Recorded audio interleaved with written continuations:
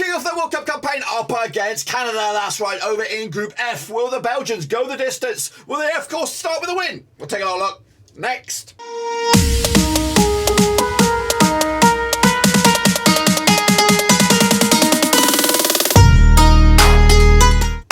That's right, folks, back once again with another World Cup Rivals video. Today is Group F of concern. We're taking a look at Belgium up against Canada. We'll take a look at it in a second. A Belgian fan standing by. Talk all things about the World Cup. We'll get to it in a second. Of course, big shout out to my VIPs. They are the patrons. You know who you are. Subscribe, thumbs up, hit the little bell. Of course, your one-stop shop for Rovers World Cup content right here at Blackburn Overseas. But back from 2018, my main man, of course, from Belgium is here to talk all things World Cup. Of course, now for my small corner of the YouTube universe. Tell me your name, where you're calling from, and give us something cool about Belgium. Well, so my name is Jellis, last name Lamont.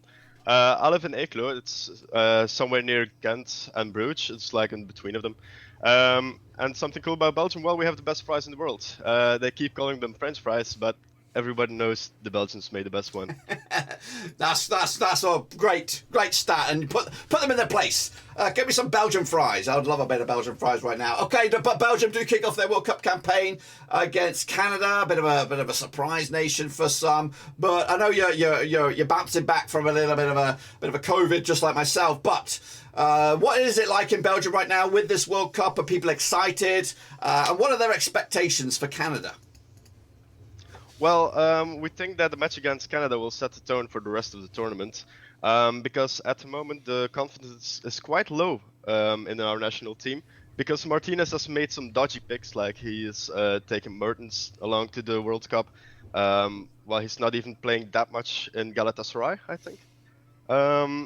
So I think the first game will definitely set the tone. If we win, then the excitement will probably get a little bit long, then the hype will be there, but for now I think we're very dodgy about it, especially since our last loss against Egypt, the 2-1 loss. It wasn't that good of preparation, but we'll see how it goes. Yeah, we'll see how it goes. Maybe the as long as they get the rust out their knees now, and of course prep themselves for the big one, well, Canada and onwards. So, of course, the neutrals do tip Belgium to go quite far here. But from you, with a Belgian hat on, just how far do you think Belgium will go? I think that quarterfinals would be decent enough, since if we top our groups, if we're second, then we come up against the group from Germany and Spain, I'd reckon. And if we beat them, I think that's a victory itself. Because we're not that strong against the best countries. We're like only picking on the smaller teams, and that's why we got high on the world's efficiency rankings. But when it comes up against actually good teams, Belgium has always struggled under Martinez. Like the game against Brazil that we famously won. Well, we got dominated for most of the game by Brazil. The game against France also. Then we got sent home. So. Now, let me go off of that one a little bit here. So, as this is not off the script, we're going off the script here a little bit. But if Belgium were to get quarterfinals, does Martinez stay in his job? Well, he has already signed an extension, I'd reckon. I thought he recently, just before the World Cup started, he has signed his extension. But most of the inhabitants of Belgium are not happy with that decision. Okay. He's not picking the right. He's not picking the right place, and it seems like he's having an Anderlecht bias by picking the bust, which is fine to be a little likely for the team right now. So no, the Belgians are not that excited about him. Okay, well, if you sign an extension, that's a bit strange heading into the World Cup. I think, yeah, I don't know. Maybe a catastrophe. We'll see that be reviewed. But anyway, let's get back onto a point here. Of course, Belgium still littered. I know there is an aging defence there, and some other, and Dream Mertens, you said there, some aging players here. But who's the main man? Hazard, De Bruyne, or is there somebody else that's going to be the man to get us off our seats? Well, Hazard is just past his prime, so I think the eyes will probably be on Kevin De Bruyne right now. He and Courtois will probably be carrying this team.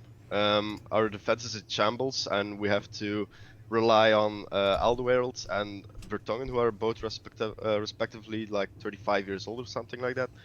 And we have some exciting youngsters like Teet and Faz, but I don't think they've already proven themselves to be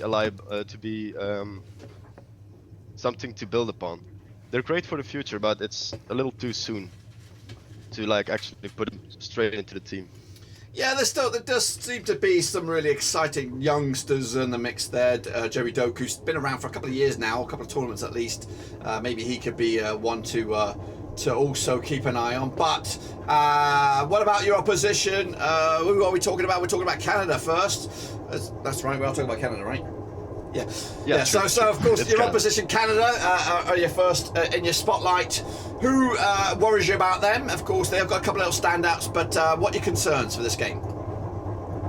Well, I think our defense will be tested in this game straight away, because in Canada they have lots of pacey players like Davis, Jonathan David, they have Buchanan. They will just keep coming at us, and if we get caught in the back, then it's going to be problematic. I think they definitely have the capabilities to hurt us and to score against us, and it's we also have to see how their defense can handle our attack. Indeed. I'm excited to see this match, of course, for both sides of the court. Canada a mystery, Belgium, of course, to have the talent to cause some problems. But of course, if you were Martinez, decide he gets food poisoning. He cannot be the man picking the team here. You're the man picking the 11. Who's it going to be from goalkeeper through to the forwards? Well, goalkeeper is an auto pick. That's definitely Courtois. And then I would go with a 4-back, since the defense might be a little shaky. I'd rather go with 4 than 3. Since the last years we went with 3, like Alderweireld, Vertongen, and then most of the times it was Vermaelen on the like 2 years ago. Then 4 years ago, Company was still there. Maybe it's time to go to 4-back with Mounier from Dortmund. Then we have Faz. I would still go with Alderweireld, since he's still he's very experienced. He's still playing good in the Belgian competition.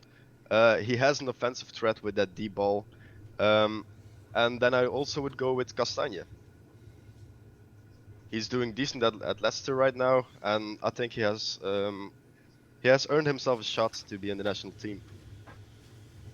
Then for my midfielders, I would go ahead with Tielemans, Onana, and Kevin De Bruyne, definitely. I think Onana could spice up the midfield. He's been rocking up the Premier League the last couple of months, and I think he should also be given the spot in the national team side.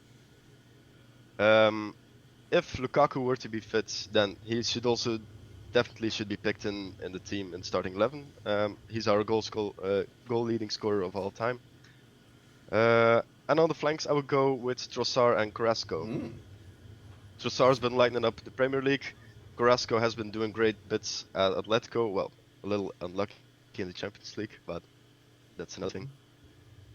I hope they can do damage. Yeah, that's some big calls in there, big calls. And I don't know if Martinez will follow your suit and go with that, but that's from the fans. Real result, real opinions from the fans. That's what we want here. Of course, there is going to be another game going on in your group at the same day-ish. Morocco against Croatia. What do you want to happen in that game? But what do you think will happen in that game? I'm hoping for a draw, so they can both have 1 point. We can go maybe top of the group, 3 points already. Then it's most likely that puts the pressure on Croatia, because they're also expected to top the group. But I'll think Morocco will probably upset them. I think they have the capabilities. They have quite a tricky attack, and I think Croatia has gotten a little older as well. I think they're in the same ship as Belgium is in right now, and will also have like a last World Cup of good players. Like Modric is 36. I think he's 37. He's up there. Yeah, he's done some mileage already. So I think their golden era will also slightly fade away.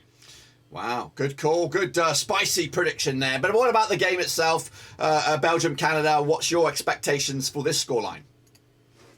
I'm still hoping for a 2-1 for Belgium. I'm trying to be a little bit optimistic right now. and I hope they can advance to the group and maybe get that quarterfinal.